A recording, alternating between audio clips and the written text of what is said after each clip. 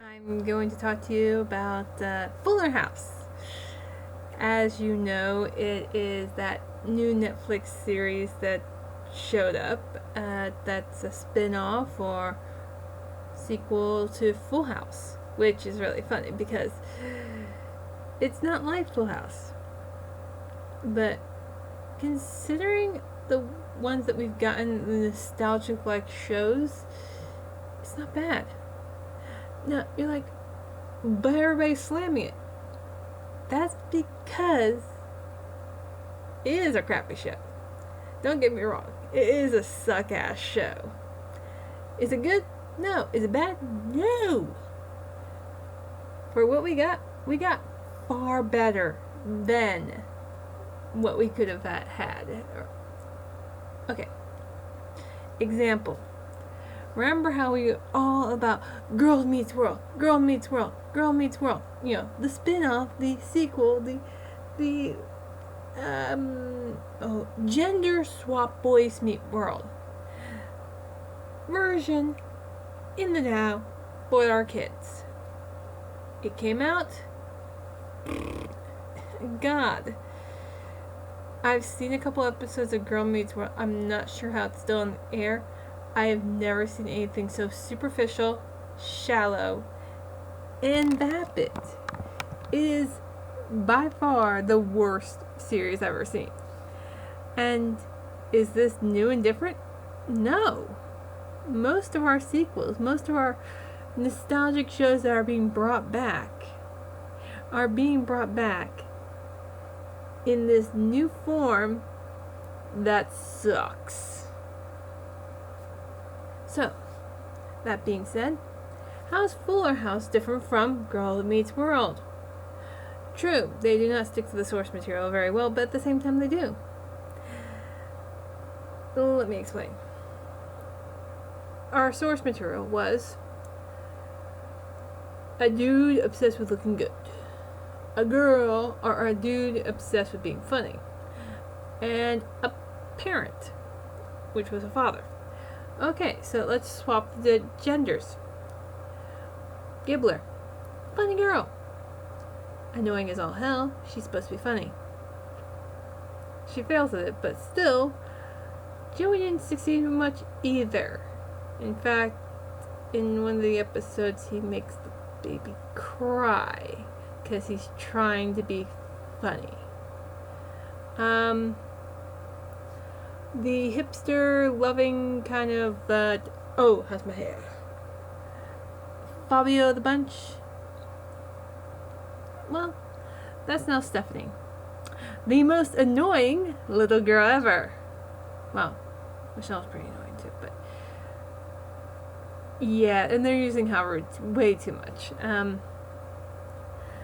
But yes, so now she is fashionable, wonderful singer, all that. And everybody's like, oh, she has a wonderful voice. I still think that she sounds like she's dying. I don't really care for Stephanie or her voice. And I'm just saying from the character point of view because I don't know any of these actresses or actors, but I just know that they are the ones from beforehand. And then there is DJ. She's the parent. She has 3 boys. She basically has her father's background. Except for her husband was a firefighter.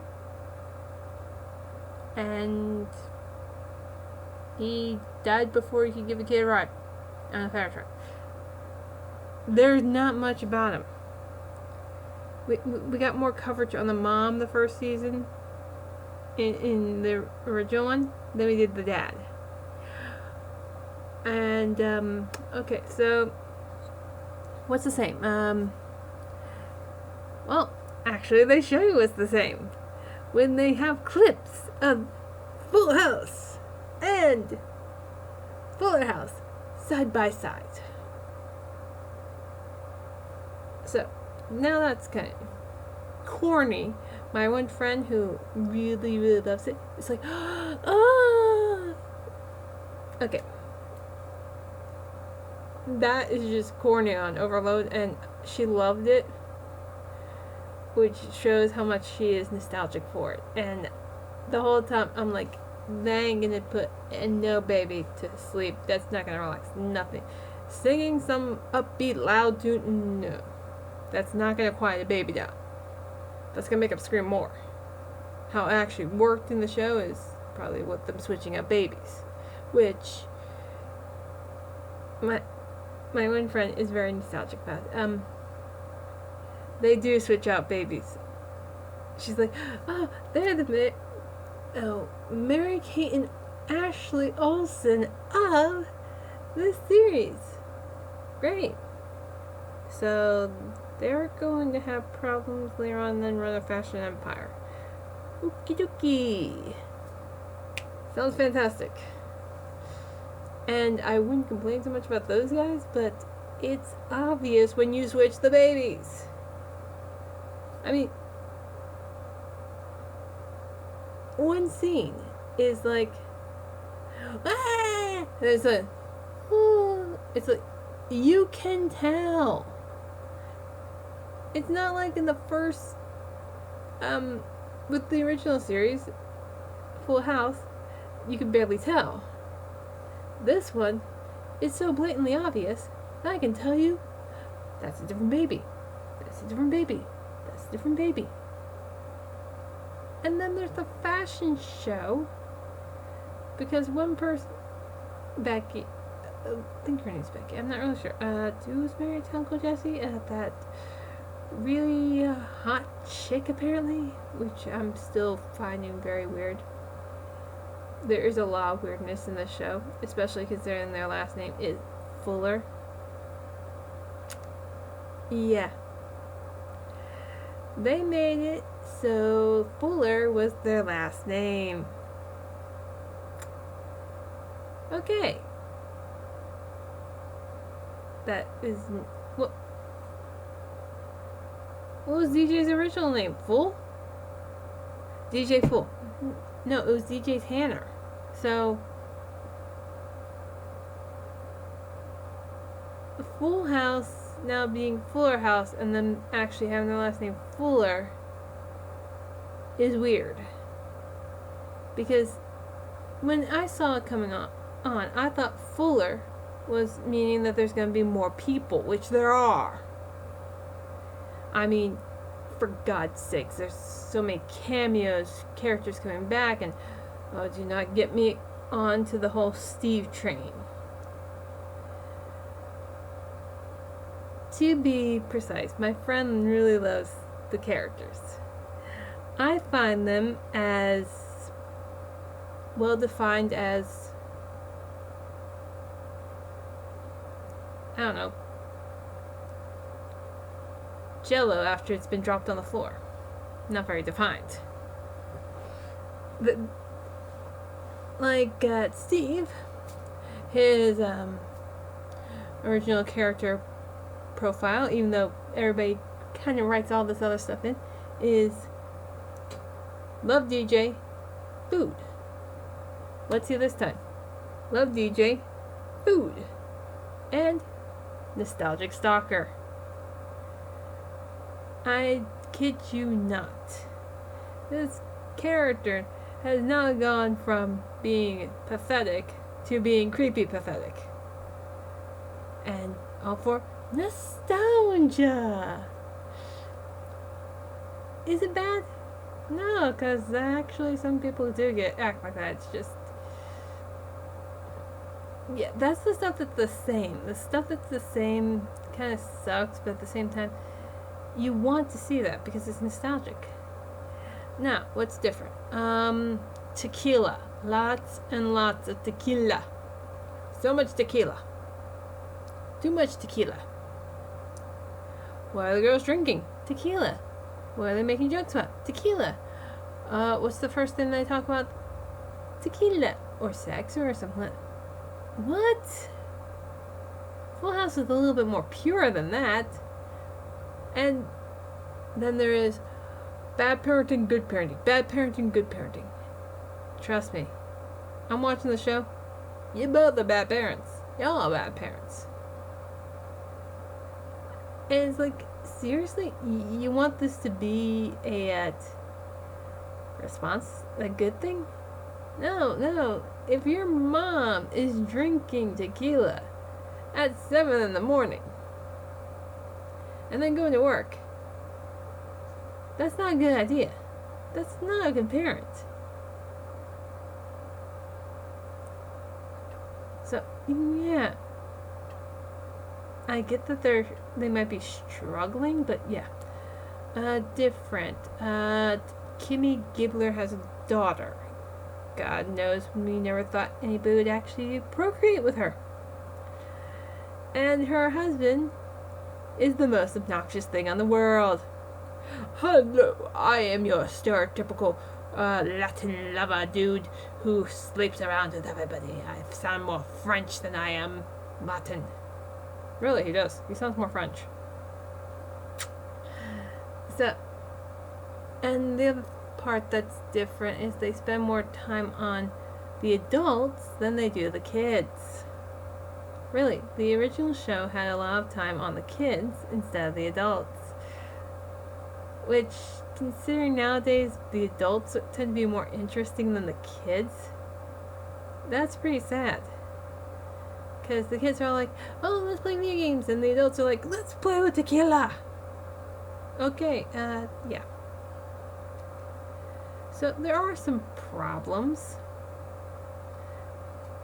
but for a show that is nostalgic based and has been brought back because everybody's like, oh, I wish there was a show like that now. It's not bad. We've had far worse. It's not terrible. It's getting slammed. Yes, I know, it's getting slammed on all sides. But it has the corniness, it has the dorkiness, it has the stupidity, it has stuff that I don't want in it because I didn't like the original to begin with. But that's because one, I only watched it when I was bored as all hell. Two, when I became an adult, I ran into superfans. Which, mind you, being a superfan is not a bad thing. But if you force somebody to watch tons of episodes, to hear you talk nonstop about how fantastic these characters are, that have only 2 personality traits, not fleshed out character, 2 personality traits. So, yeah. My one friend, she's not bad. We watched a full season together. There were times I got up and clapped with her and we made jokes and all that stuff. It wasn't bad. And she wasn't bad. I mean, yes, she loves it, but she's not like, full house, full house, full house, full house, full house, full house. No, really, I've met people like that. Where they made me compile books of pictures and document it and every single thing that I could find on Full House people so that they can enjoy it. Because they don't know how to use a computer. Isn't that just wonderful? So, yeah. If you are a fan of the show, you're gonna love this. You might get your kids to like it too. Reason being, if I watch Fuller House by myself, I'm going to probably break the TV. I really don't care. Well, truthfully, I'll just turn it off because I find it uninteresting. Watching it with somebody who likes it makes all the difference. Oh, there's a better part to it. Because I was watching it with a nostalgic person, we were referring to parts that we had in the old shows to this one, which were pairings. And yes, it's the first season. There's only 13 episodes. It's the first season. But that was the most fun I had. Trying to pair people up, trying to figure out who they're going to end up with because we know there's going to be more episodes. Even if this thing bombs phenomenally, there's going to be more episodes because this show is based solely on nostalgia. And truth be told, it's one of the better nostalgia shows. And that may sound really weird, but how many spin-offs, sequels to your nostalgic shows that showed up years later turned out any good? That didn't turn out into pretentious, self-absorbed, egotistical, unrealistic stupidity. I mean, yeah, this is a little unrealistic, but the original show was a little unrealistic. And at least they try and put some reason into it. So, all things considered, Fuller House isn't bad. Is it great? No. Is it horrible? No. Does it deserve all the slamming it gets? No. I mean, yeah, it sucks, but it doesn't suck as bad as some others. And considering it's a Netflix original, mind you, I've watched a couple Netflix originals. Like 5 minutes in, I'm flicking that thing off because Netflix originals suck. They're not good. I've watched them and they make absolutely no sense. So, Netflix original, spin-off / sequel that happened years later. These are two things that are going against it. Yet, with these two things that are like, this is going to suck, against it, it does not phenomenally suck. That's the funny part. So, you have to take into account. It has two factors to make it suck. So, if you take those two factors and you factor them in, with it all considering, it's a good show. So, when you watch Fuller House, just be aware that it's not going to be fantastic. It wasn't fantastic to begin with, the Full House. And if you really want to enjoy it, get a fan. And I don't mean the one that blows air. That's okay if you're in the summer. But I mean, get a fan of the show. And not one of those ones that make you compile books of everything I know. No. Just get a fan that loves the show and is willing to mock parts of it with you. Because, truthfully, that's a great fan. I'm a Hayao Miyazaki fan. And me and my one friend, we mocked Ponyo together. I love Ponyo. But there are parts of Ponyo that make no sense and are illogical to all hell. So, we get to mock that. Same thing with Fuller House. You just have to learn how to make fun of stuff that makes no sense.